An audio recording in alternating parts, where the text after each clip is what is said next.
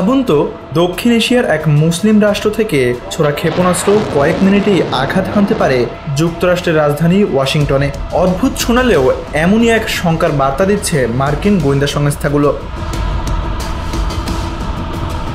বিশ্বজুড়ে যখন সংঘাত আর প্রতিরোধের খেলায় যুক্তরাষ্ট্র বারবার অংশ নিচ্ছে, তখন অনেক দেশই নিজেদের নিরাপত্তা নতুন করে ভাবতে শুরু করেছে। পাকিস্তানও এবার তার কৌশলগত অবস্থান বদলাচ্ছে, আর এর কেন্দ্রে রয়েছে একটি ভয়ঙ্কর পদক্ষেপ।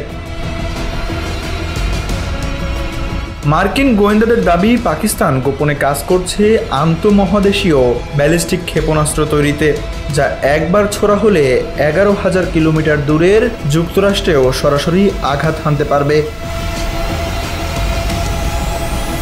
বিশ্বখ্যাত ফরেন অ্যাফেয়ার্স ম্যাগাজিনের এক প্রতিবেদনে জানানো হয়, যুক্তরাষ্ট্রের দৃষ্টি এড়িয়ে পাকিস্তান এমন এক মিসাইল প্রযুক্তি অর্জনের পথে, যা কেবল ভারতের জন্য নয়, বরং হুমকি হয়ে উঠতে পারে আমেরিকার জন্য। পাকিস্তান বরাবরই বলে আসছে তাদের পরমাণু ও ক্ষেপণাস্ত্র কর্মসূচি কেবল ভারতের হুমকির জবাব, কিন্তু সাম্প্রতিক উন্নয়ন আর প্রযুক্তির গতিতে অনেকেই বলছেন এবার ইসলামাবাদ বড় কিছু ভাবছে। যদিও এখনও আইসিবিএম পাকিস্তানের হাতে নেই, তবে প্রস্তুতি চলছে গোপনে, এমনটাই ধারণা বিশ্লেষকদের।